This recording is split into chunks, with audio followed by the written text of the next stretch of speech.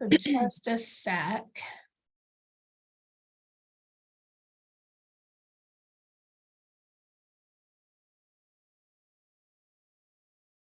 Okay, Joaquin, it's all yours. Thank you so much. Thank you, Gretchen. Thank you, everybody, for being here at this adjusted hour. Why don't we go ahead and introduce ourselves and get into the conversation. I know we have a professor. We're very lucky to have her here. So let's do it popcorn style as we usually do. David, why don't we start with you? Hi, my name is David Reinhold. I'm on the task force, resident of Polk County, and my pronouns are he and him. And I'll pass it off to Rita.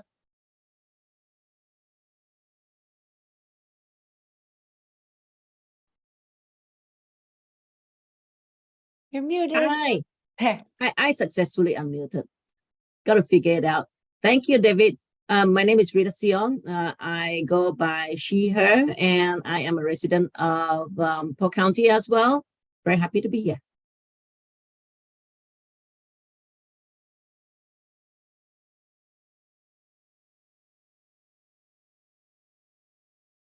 Rita, who would you like to pass it on to? I think she said me if I read her lips correctly. Oh, okay. All righty.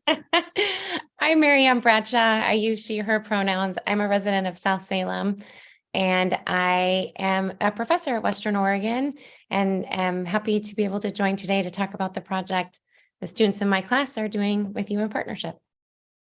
And I will pass it on to Linnell.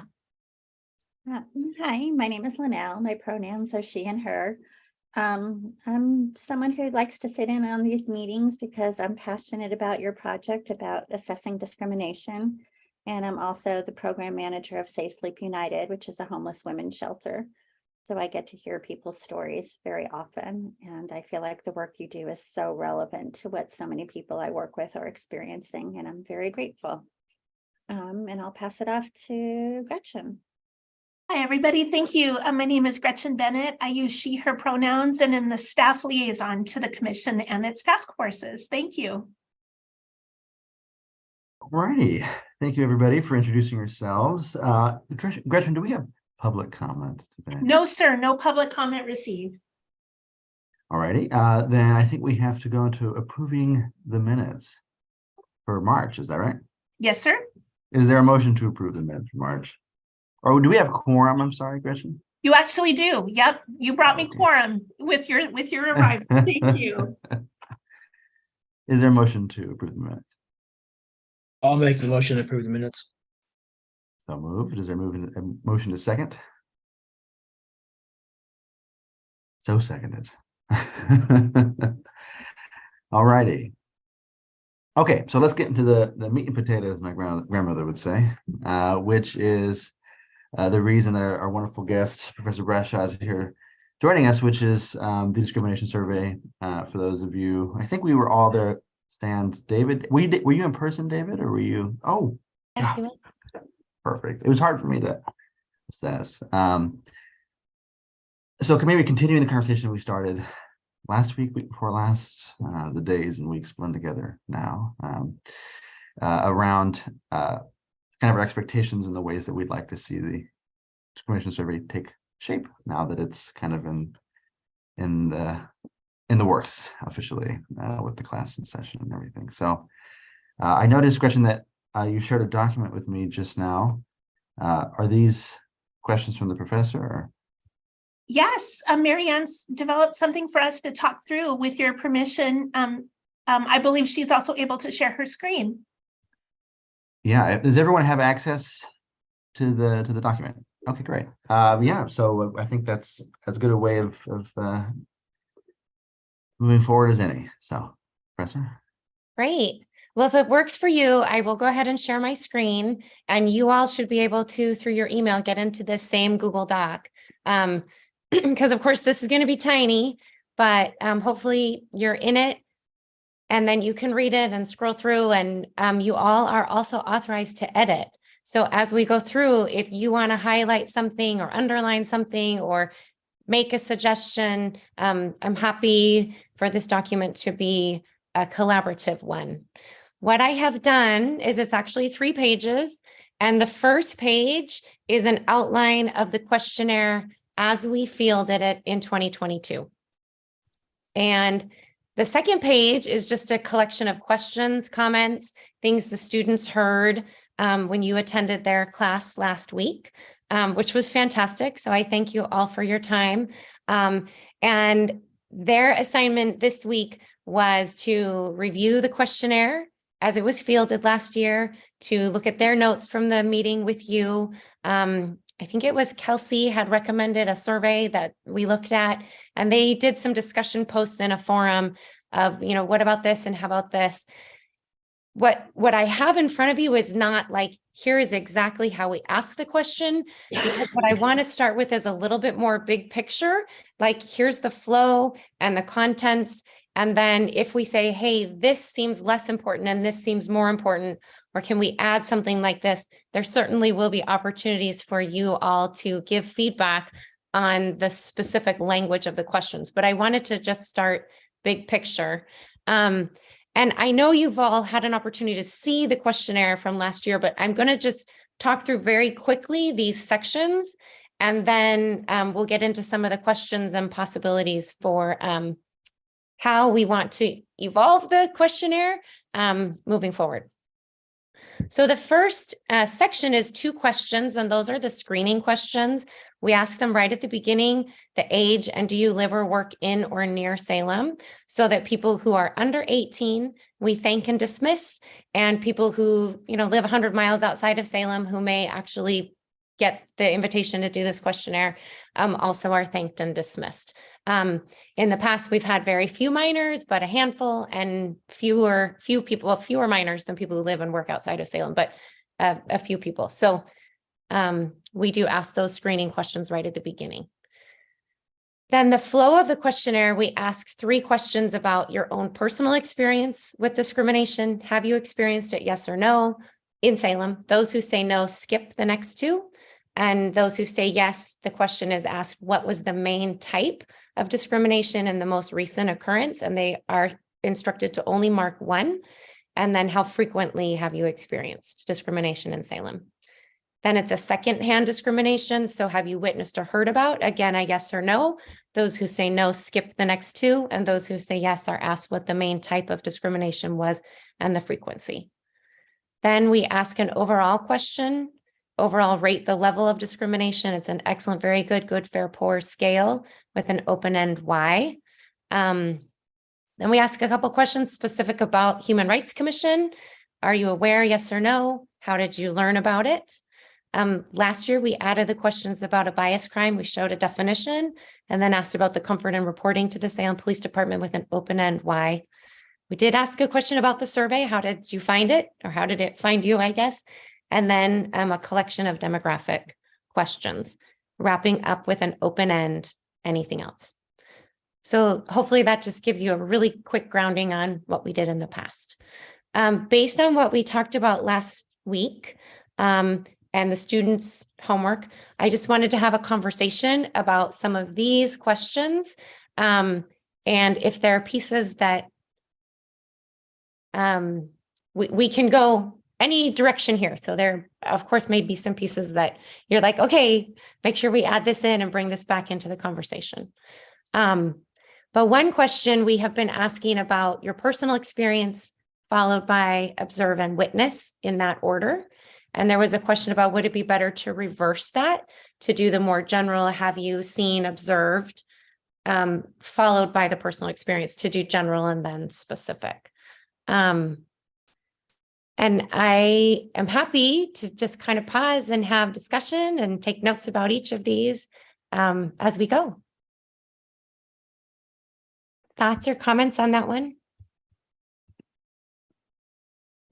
This is Linnell, and you guys probably know I feel pretty strongly about flipping it, because as we're, you know, even just within my own family, asking my husband to take the survey, he's like, I have no discrimination. You know, why do I need to take the survey? So it was, if it was framed on witnessing or seeing or hearing about someone else, that could apply to every single person. And then if we ask about personal experiences, even if someone has had no, by making it about other people first, you're going to have more people who feel like, oh, okay, I can answer these questions. So I feel strongly like you might get more results by flipping it.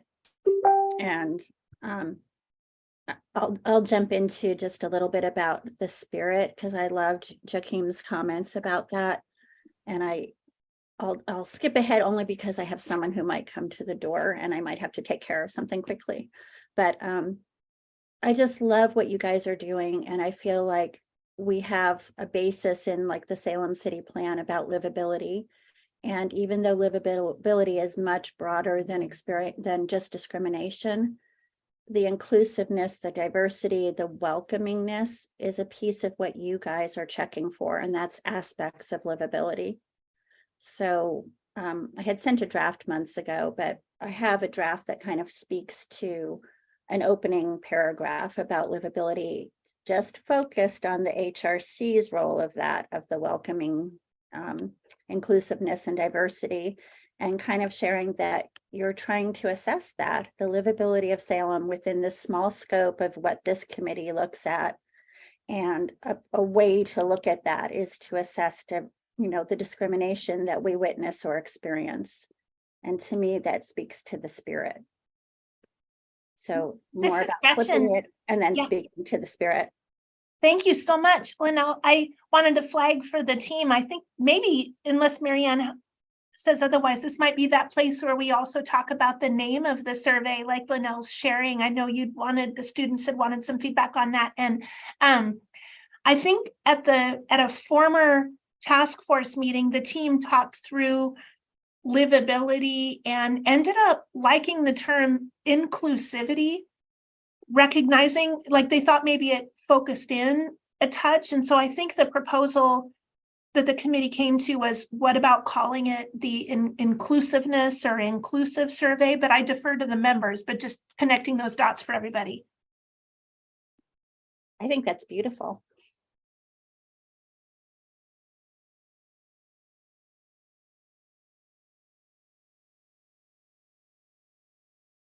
Other thoughts or comments on the name, the spirit? It's all connected. I'm going to go back to the sequencing of the question that you started this with, Marianne.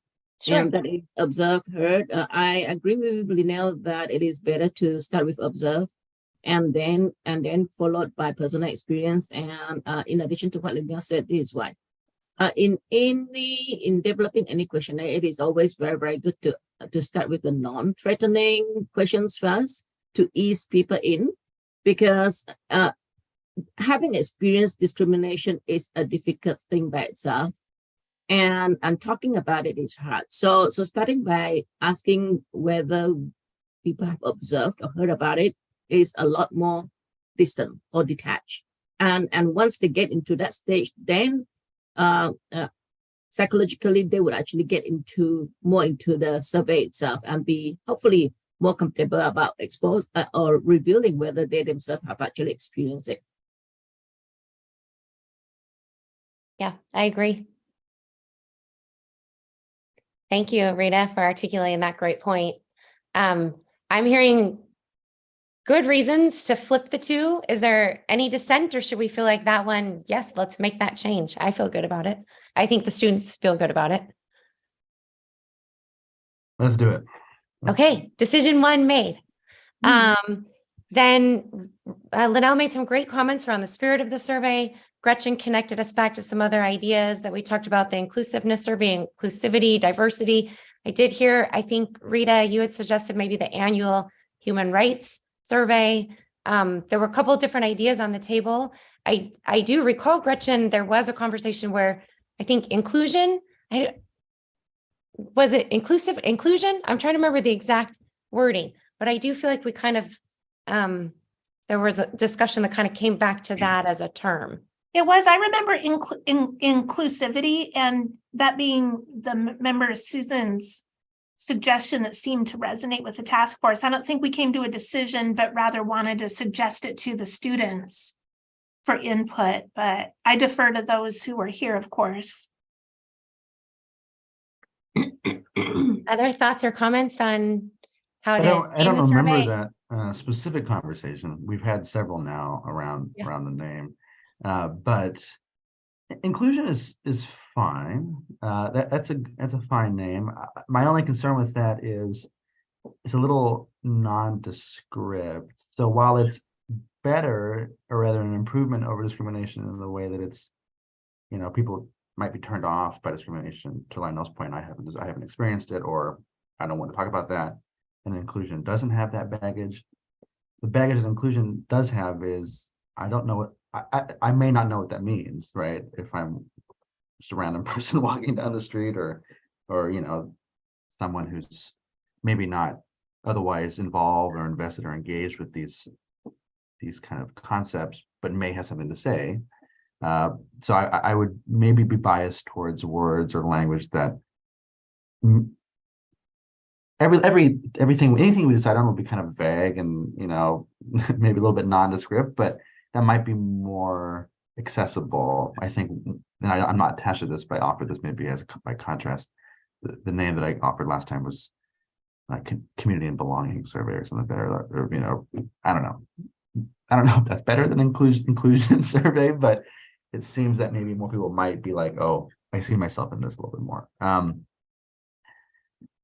My only hesitation with Rita's suggestion, though it's totally fine, I'd be happy with it, is in the future there may not be one human rights survey. We may be doing other surveying, and so making it the Human Rights Commission survey may not be. It may be a bit premature, but that's my only hesitation with that. But otherwise, I like that name just fine. I really personally, I like the inclusive/inclusivity/inclusion, depending on which one we decide to use or not use. I am with Joaquin on using inclusivity though. And my reason to add to what Joaquin has said is this. Over the years, I have learned that there are those people who actually finds that term very polarizing, because not everybody is embracing of inclusivity. And there are those who in the professional world have gone through DEI sessions, and some of them were not willing participants of DEI. And so while DEI sessions at work, training sessions at work are good things, it doesn't mean that it is embraced by everybody. So I think the term inclusiveness, inclusivity does have some degree of polarization to it.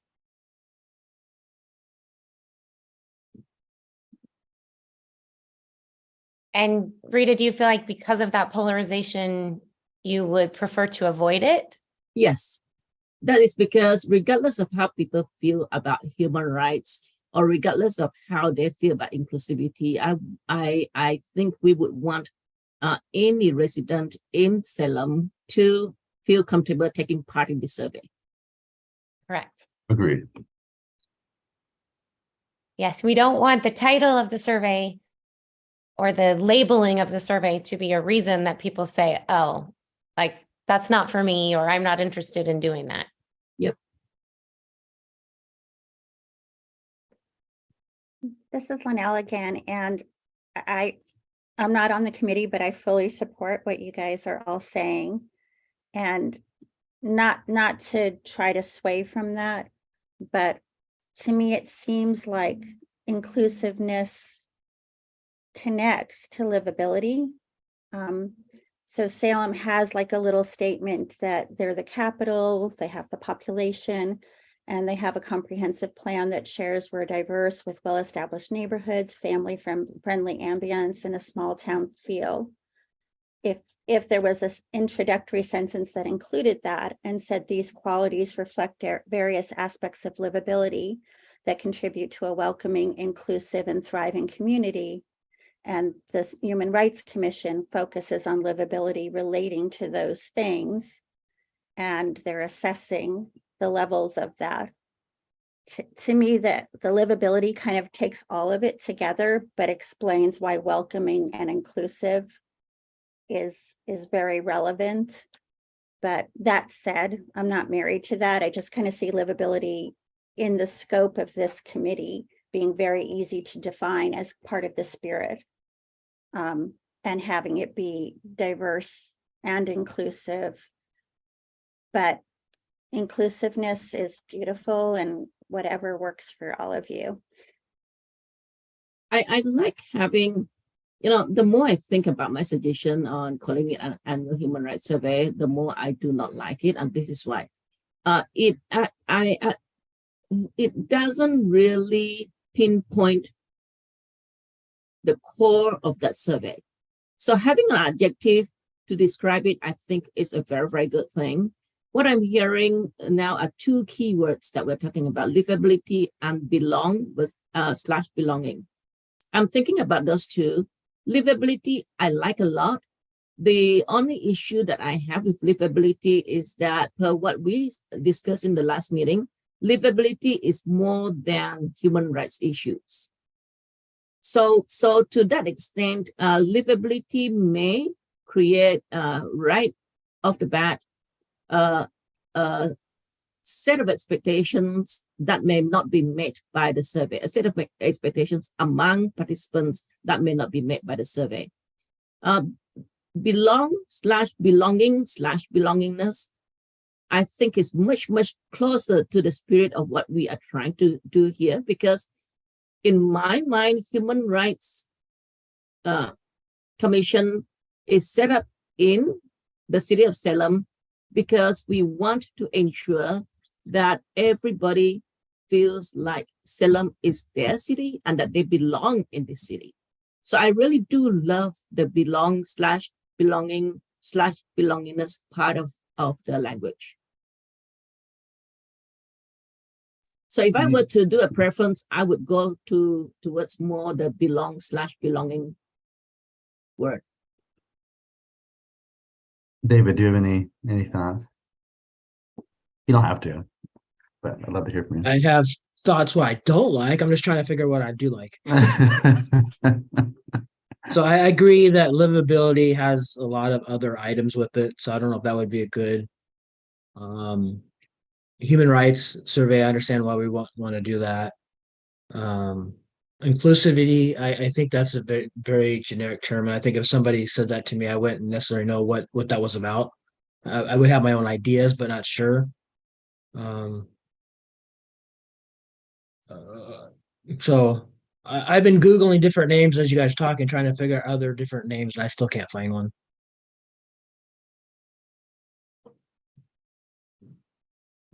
Have to get a thesaurus here and we'll see what we can find. I mean, yeah, Rita, to your point, I mean, I obviously like the belonging language. That's the one I've kind of been using, but what, out of curiosity, Professor, did your students have any ideas / what was the name of that survey that Kelsey, Commissioner Murray, recommended the other day? I have to pull it up. It was conducted in, let me find it. I'm nervous if I go finding, I'm going to lose my screen That's share. okay. Maybe that's That's okay. Professor, I think I can try to find it. You did just lose your screen share. I can try to find the San Francisco survey. Okay, great. I also have it somewhere. It was just more of a what did they choose? But we spent a lot of time on this question, and we only have half an hour left. I don't know. Maybe if do we feel? Well, this is more maybe a Gretchen question, but do we feel that as a group here we have the authority to make that decision? I know that our task force is tasked with kind of leading this, but do we have that authority, Gretchen, if we came to a conclusion right now? Yeah, unless you do something completely outside like if you wanted to name it I don't know, something way out base. Sure. Probably not, but yes, in this zone, you absolutely do. You and the students in a collaboration.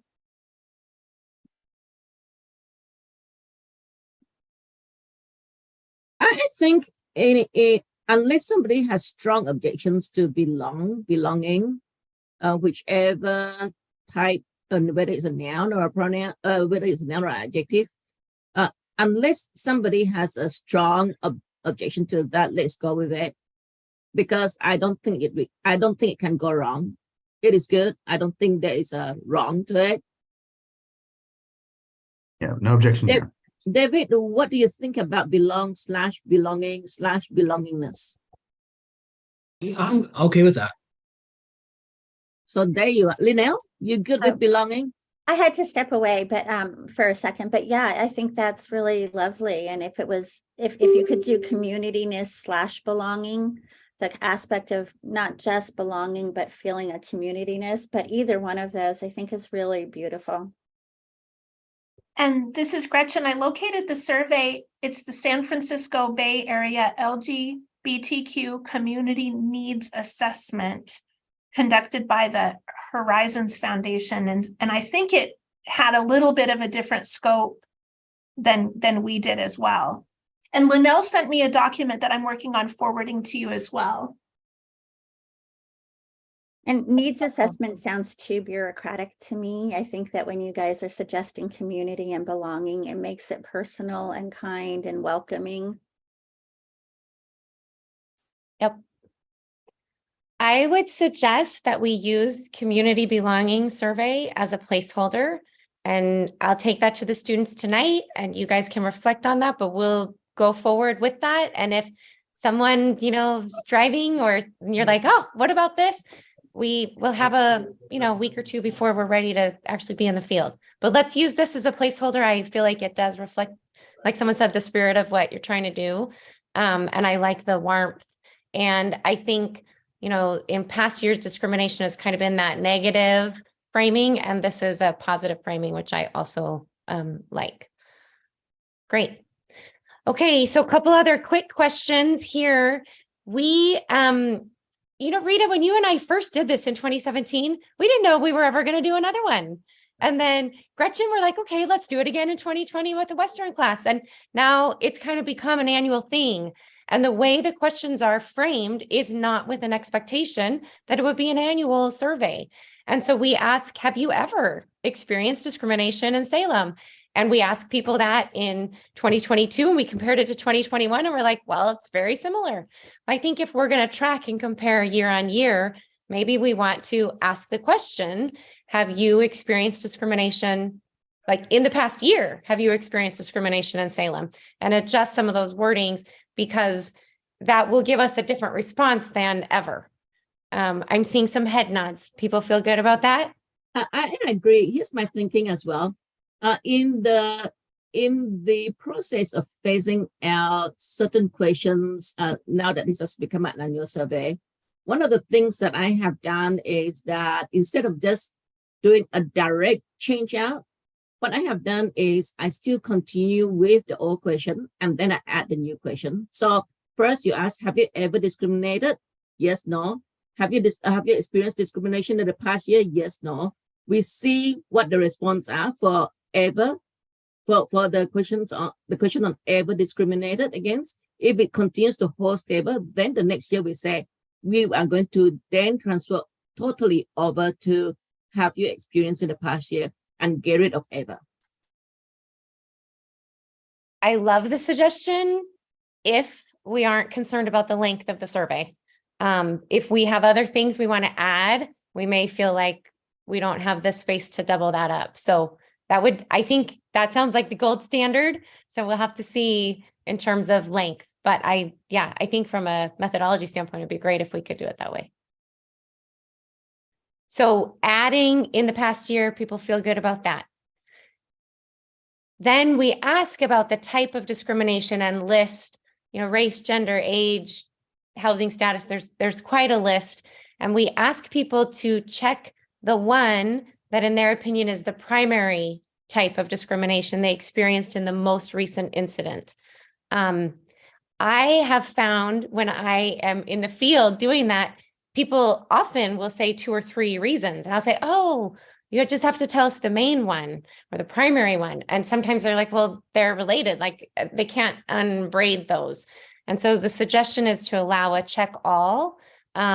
Sometimes check all questions are a little messy. And sometimes just because someone doesn't check it doesn't necessarily mean that they, with the list of 12, they might check the top 2 or 3. And I don't know that we could conclude they've never experienced discrimination for 4 or 5, but I like allowing them to indicate the ones that are top of mind for them as they're telling us the types of discrimination they're experiencing. I'm seeing head nods on that as well. Okay, great. Totally agree. So Maria, this is a question. If we are allowing multiple choice check all, how does that then affect your follow-up question? Because I think your follow-up is how often have you experienced this? Correct. So the follow-up question is how often do you experience discrimination in Salem? So again, that is general. So the type of discrimination is specific to the most recent incident. And the follow-up question wasn't specific to that type of discrimination. It was again, Okay. discrimination in general. Okay. So is this might be an appropriate time, Marianne, to talk about the branching questions, Yeah. specifically around kind of our hope to have this data that we collect be more actionable. You know, okay, I experienced gender-based discrimination in the last year where, and having that be true for maybe not all, if that's a big concern, and especially now that we're doing where you can select multiple, maybe all, but just in the interest of fairness, that's a conversation to be had. But maybe the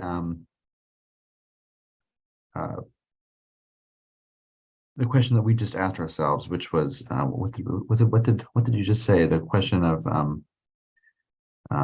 What was the main type of discrimination? the follow-up question that Rita just mentioned. What was that? How Frequency? frequently, often? how How frequently frequently? have you Thank you, experienced thank you. discrimination? Frequently, the frequency of it might be part B of any branching follow-up to a. So maybe it'll help me to maybe walk through an example. So let's say, for those of you who haven't or have met me, I'm a wheelchair user. You know, I say, okay, I've experienced discrimination based on disability. Okay, where? On the rolling down the streets of, going down Court Street downtown. Okay, so outside in public. And how frequent is that? Oh, it's almost every time I go down there. So it's every week or every other. That's not true, but that's an example of maybe that the way that might branch out, if that makes any sense to anybody. So that would solve the frequency of which kind, if we're allowing multiple kinds to be reported at once. So I love where you're going with this. And Joaquin, thank you so much for using yourself as an example. I appreciate that a lot. Marianne, it might be helpful if you go back to the questionnaire, which is on page 1, because looking at, there are 2 questions there that relate. So first-hand discrimination is what we're talking about, right? Which is question 3, 4, and 5. So have you experienced yes, no? And then main type is just one answer. It was in the past. And so we are suggesting to change that to multiple choice, yeah? Yep. So in using Joaquin's example as an example, so main type is accessibility, right? Joaquin, pardon me if I'm actually paraphrasing you wrongly. So if Joaquin also says, I have been discriminated against because I am also whatever. So if Joaquin then mentions 2 or 3 types in question 4, how does that skip over to question 5 on the frequency? Do we have to ask frequency for all those 3 that Joaquin mentioned? Rita, I'm going to give my opinion on your good question by actually going down to page 3. Okay. And this is where I've taken an outline and I've started to highlight and put in blue ideas. So if we say we're going to do the second hand, I've observed first. So I switched the order. The first hand now is question 7, 8, 9. And I added 10, where you had suggested, could we ask where and in what situations have you experienced discrimination in Salem? this was one possibility to list things like housing, employment, healthcare, public transit, public outdoor spaces like parks and streets, shops, restaurants, other. If we did it this way, we would not be saying, I experienced discrimination as a female this often in this place. I'd experienced discrimination as an older person this often in this place. This is structured as a general. How Okay. often have you experienced it? Yes or no? What types have you experienced? How often have you experienced total across all types? And then total across all types, where and in what situations? Then if we ask all of those, we could decide what the branching questions would look like. We at least could say we have people who have experienced discrimination based on their age, and they have also experienced discrimination in the employment setting. But if they're marking multiple things, we would not necessarily be able to link those. So I think part of my question to the group is how important is it to be able to say, when discrimination is experienced with employment, that is most often age, or is it helpful enough to say, here are the types that are most often experienced and the situations where discrimination is most often experienced, and some of those linkages would not be direct. So like what you have my, done. oh, I'm sorry, Okay. go ahead, Rita. I like what you've done, Marianne, because it makes the questionnaire a lot more manageable. To your point, it actually does have a downside, and that is that we are not able to link questions 9 and 10 to specifics mentioned in question 8. So Joaquin, over to you, because it really is down to the commission to decide whether that is going to be useful or detrimental to being able to action on specific discrimination types.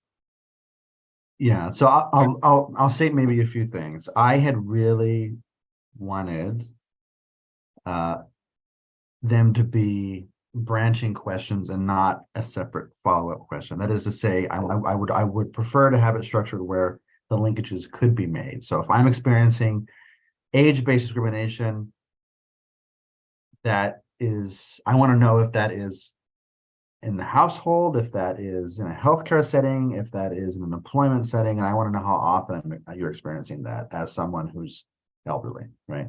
If I'm experiencing, race-based discrimination, where is that? Is that in a public setting? Is that in a restaurant? Is that in a place of employment? And how often am I experiencing race-based discrimination? In a perfect world, I would really, really like to know that, because that to me is the kind of information that renders this actionable and renders really belonging more legible to whomever is reading the results of the survey. So that's my general statement. I will say that I think that actually works really well online, which is, in other words, I'm not familiar with the software you use, whether it's a Qualtrics survey, I don't know how. It's what you Qualtrics. use. But that could look really pretty and accessible online, and I don't think would pose actually a huge obstacle. And my understanding is that most of our respondents are online. Is that true? So I think for the majority of folks, this would not pose a huge barrier. So say I selected, well, if I don't select any discrimination, I don't get follow-up questions. But say I pick 2, right? And I'll be honest with you, I don't really imagine a world in which people pick more than 3. I might be wrong about that, but I would imagine that of those people who experience discrimination, they probably will not select more than 3. So let's say on average they're selecting 3.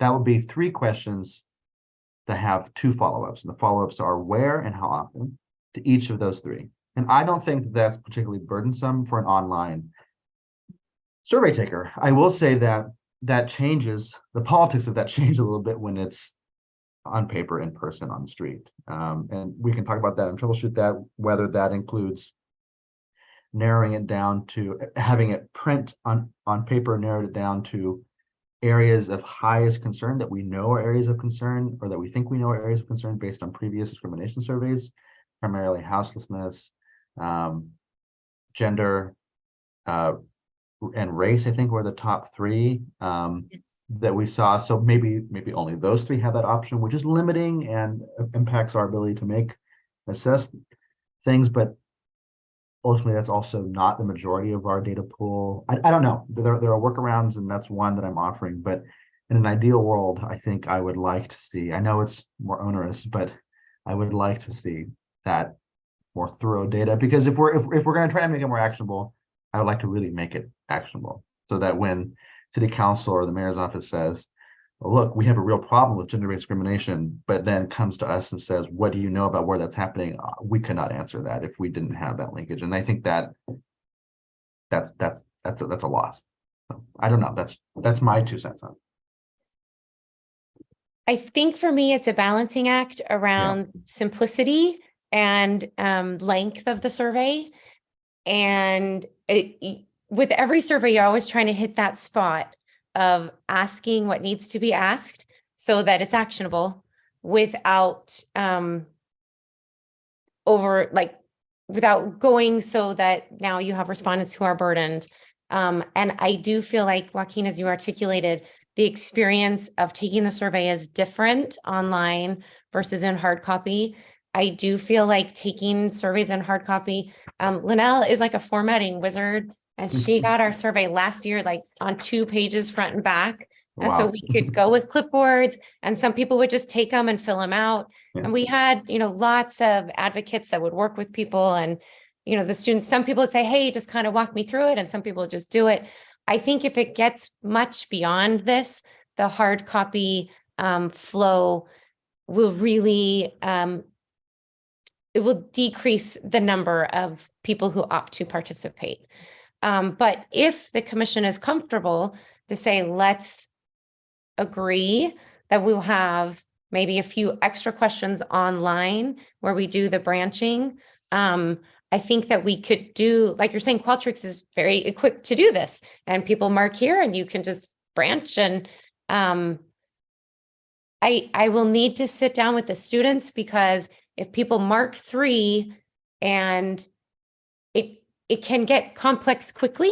And so I'm going to just say, because we are doing this with students in a finite length of time, we may have to make some choices. And to do the hard copy, I think we will have to make some choices, or we limit our completes. But I hear your request, and to say this is part of what's going to make this actionable for us. And I think if you are willing, let me work with the students and see. I am not prepared to commit to do the branch on every possibility. But if we say, for example, these are the most common, and maybe we don't do the branching in hard copy, can I bring a plan back to you of what the students are comfortable, like how far they're comfortable going in terms of setting it up and analyzing it to have some Absolutely. branching? And I think that we totally appreciate well, first of all, the work you're doing, but also the frontiers of that, and the kind of the parameters. And I totally appreciate that. And we probably should move on to the other things, but before we do, I'm just going to say that I do have a hard cutoff for myself at the half an hour mark, unfortunately. But maybe, and this is just an idea, and I await your ideas when you come back after talking to your students. But maybe it's more of we ask a frequency question in person as opposed to a where question. So then that we can, I don't know what that means in terms of data analysis, but it could mean well, we're limited in what we can assess in person, but 80% of people who responded from online, and we know that they say that often happens here. So maybe I don't know. And then people can. That's just an idea. It probably has no merit. We probably should. Oh, sorry, Rita, go ahead. I'm going to be quick. Here's a kind of compromise situation. There are 2 questions that could be implicated here. My compromise is, let's focus on the first-hand discrimination for the skip patterns to specific types of discrimination. And for the second-hand one, we go with the general question 5 and 6. And this is why it's important for first-hand discrimination to be able to tag specifics to the types of discrimination. It is for actionability purposes. And I am more so in favor of designing a questionnaire that can be actioned on, rather than do a questionnaire that we filled and then we feel we could not actually action on that, because that defeats the whole purpose of doing a questionnaire. Qualtrics Qualtrics is very, very user friendly nowadays, Mariam. So I'm putting an offer out there.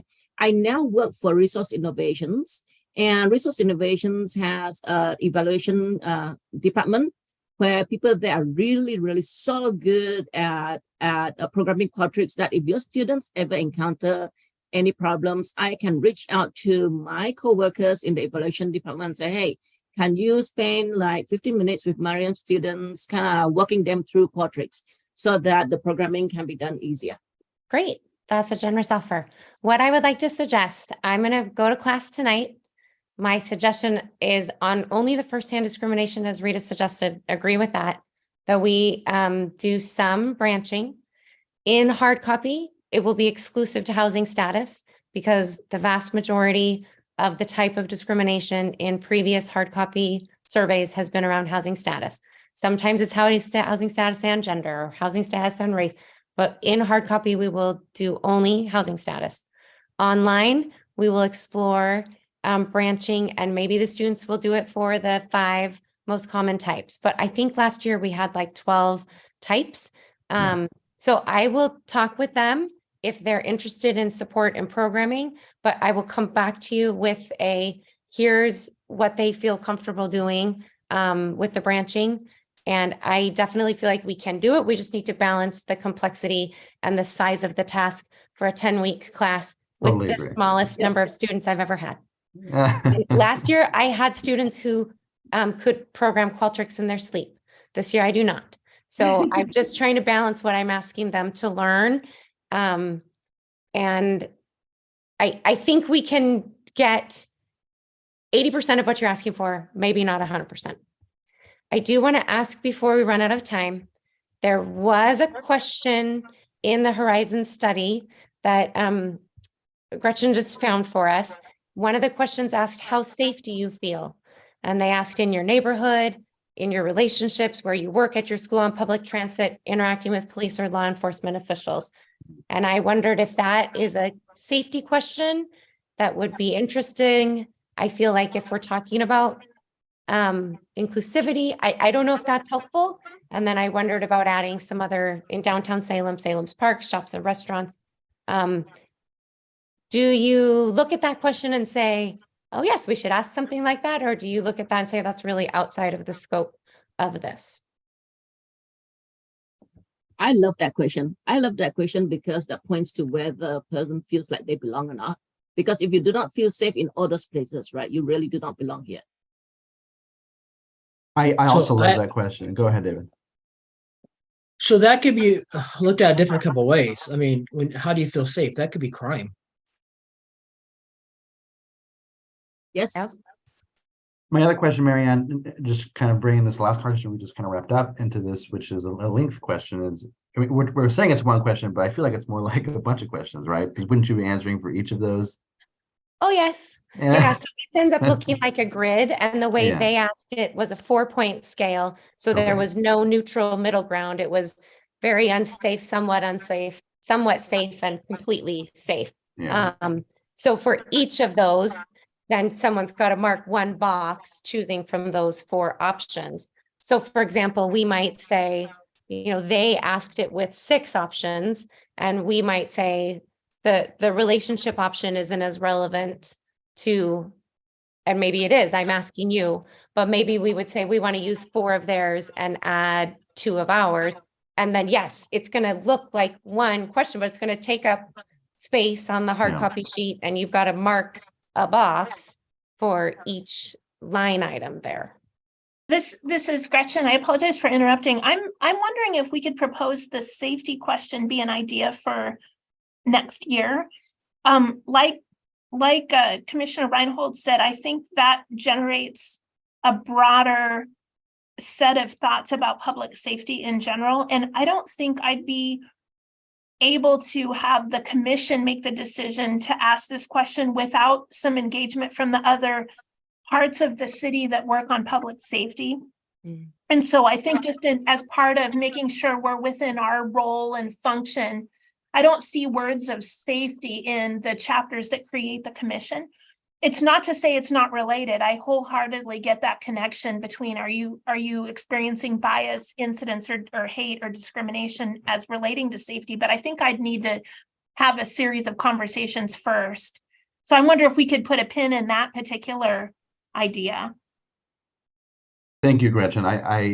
That's good to know, and I would be totally fine with that. I do like the question, and I would like to see it included in future years, and I will be here next year. So I'm not going anywhere. So if you Good, yeah. so Yep, we'll, I'll get started on that conversation towards next year. We can get started on that conversation. Good. So we'll table this one for now. The questions below are ones that Commissioner Murray read. They are all open ends. I do feel like they connect to community belonging. I am hesitant to add additional open-end questions to the survey, both from a burden to the respondent and to a burden to the students as they read and code. But because she brought this forward, I wanted the opportunity for you as a group to see them and hear your recommendation. I'm seeing head nods, which I'm interpreting as let's not add more open ends. yeah, I personally do not quite like open ends. I know that there's a necessity for them. Here's an offer again, Marian. If the commission does decide to add the open ends, and if your students are not in a place where they have the time or bandwidth to do that, I am offering that if you share the raw data with me, I will do the open-ended analysis for you. Oh, well, that is a very generous analysis. I do every year have students, they choose if they're going to do more of the analytical analysis or the open ends. And there are always some, it takes them longer than they thought it would when they signed up for it. Yes. But they really value the experience.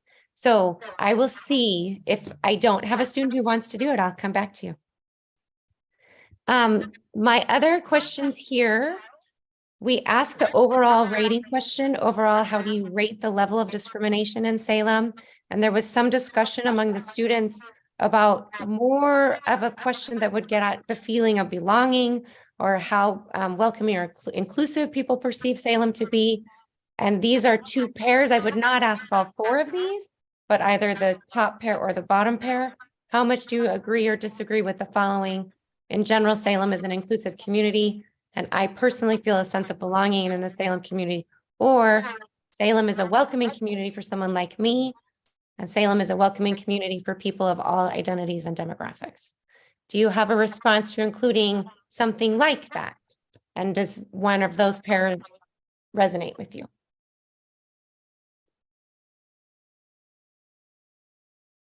Salem is a welcoming community for someone like me. Really resonates because it says so many things. It doesn't, I don't even have to say anything about who I am, what I am, my ethnicity, the intersectionality that I carry as a woman of color. So because at the end of the day, what we're trying to get here is that Salem is a welcoming community for everybody. So if I can answer that and say Salem is a welcoming community for me, that, and if we see a whole percentage, a large percentage of people saying that, then we say that we have done a good job. Rita, would you like it paired with this one, a welcoming community for people of all identities and demographics, to be able to compare those two? Ideally, yes. If we have, Space. Yeah, that's the one. Yeah, space. Yeah, everything we had. Yeah. Other thoughts or reactions to those? Joaquin, can I pick on you? Because I know you're about to leave. Yeah, I really like the welcoming for someone like me question. And if I had to pick between the two, I'd pick that one. That's my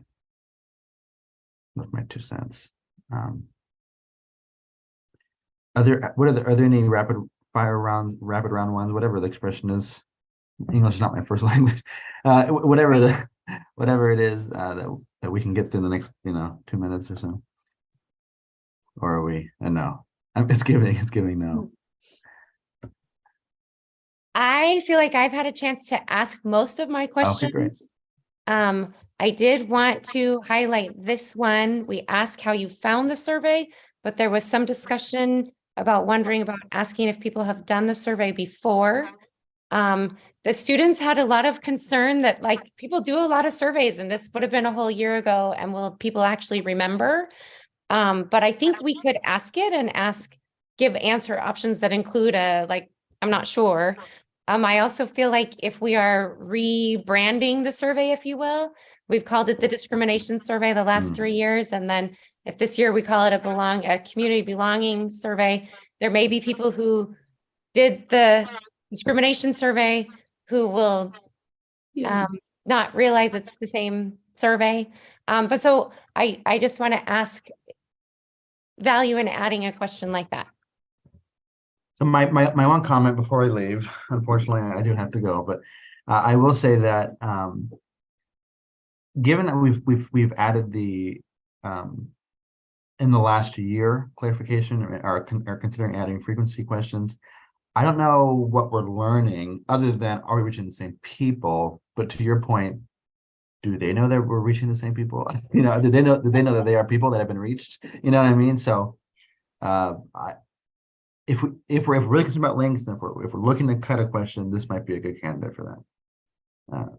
For being cut, especially trying to balance. It's not we're not just balancing links, we're also balancing the information we want to learn and get from the survey. And I have higher priorities, I think. But that's just me. And with that, bless you with all the work that you're doing, Professor. Thank you for what we really appreciate the conversations. You are all free to stay, but I do have to go. So thank you for your time, everybody. Thanks, Joaquin. Thanks for all the great Take care. input. Marian, I here's can my- stay here's on my a little 2 cents. longer. I would love to hear some other thoughts, Rita. It sounds like you Yes. have something to share about this one. I do.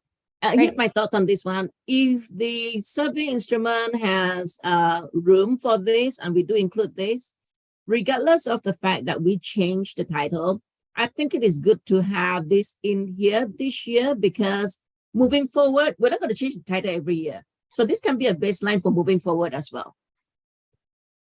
Yeah.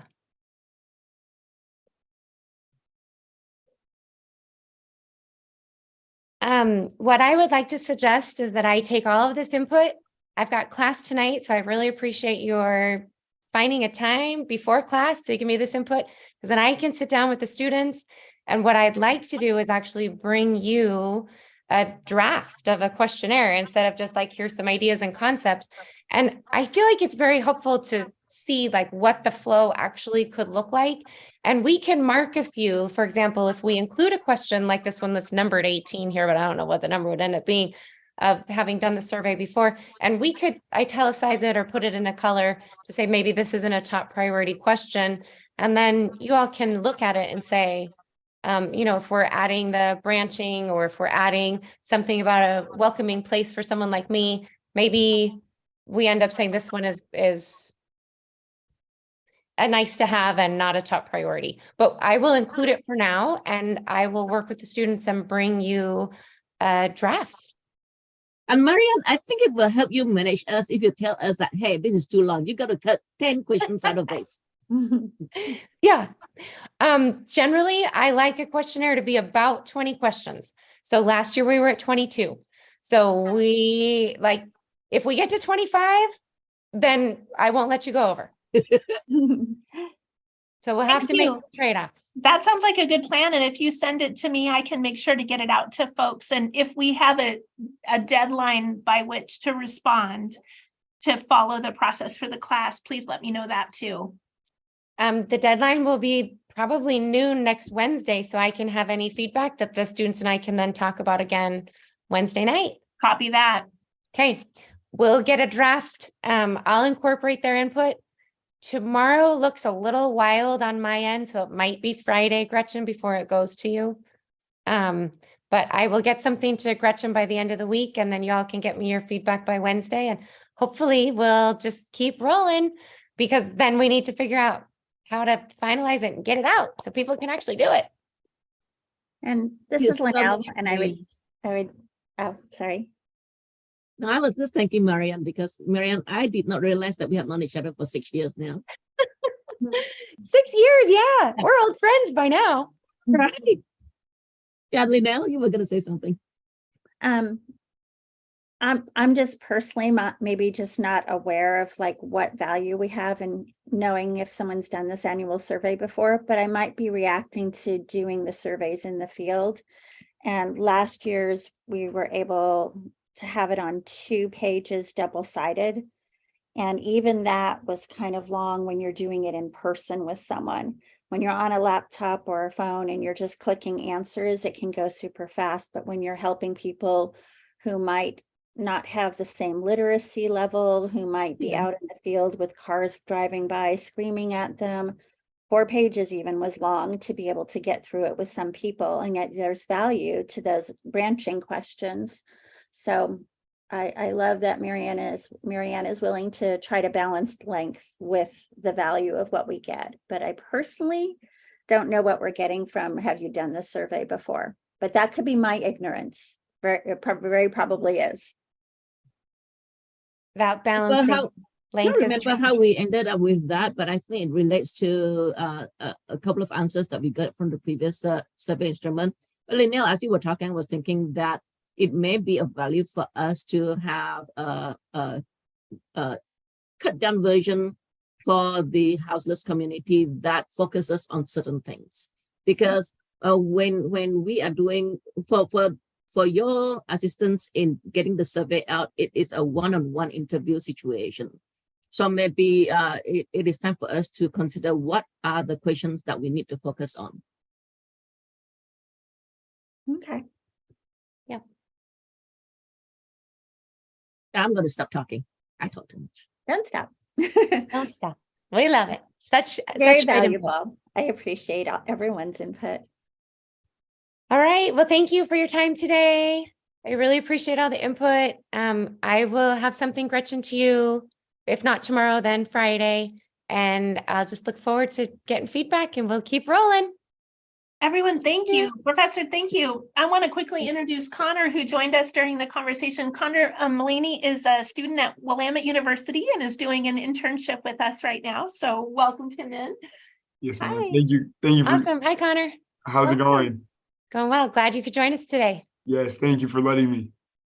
Connor, I are you have very some good work at for you. programming in Qualtrics? I don't do much programming. I'm more I'm a PPLE major right now, which is policy, politics, law, and ethics. So Get help for you, Marianne. But guess what, Connor? Linnell and we end up with a big stack of hard copy surveys and we have to do some data entry. And last year, Linnell and I split them and did 100 each. So Gretchen, if you've got an intern with some time, I know those Willamette students and I'm always like, oh, well, you could help us do data entry in a few weeks. How do you show up to some random meeting, Sure, Connor, you're going to get signed up for a job.